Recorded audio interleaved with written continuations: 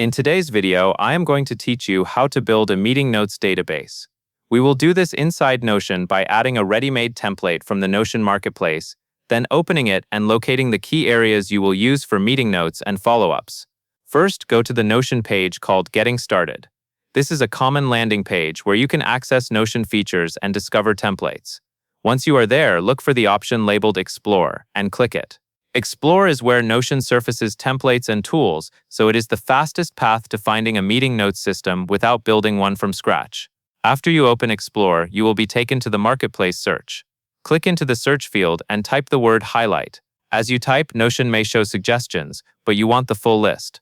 Click Show All Search Results, so you can browse everything that matches. In the results, find the template called 1x1 Meeting Notes and Task Manager, and click it. This opens the template page where you can preview what you are adding to your workspace. When you are ready, click Add.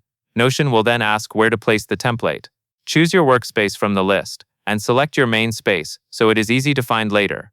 This is important because templates create new pages, and placing them in the right location keeps your sidebar organized from day one. Once the template is added, you will see it appear in your workspace.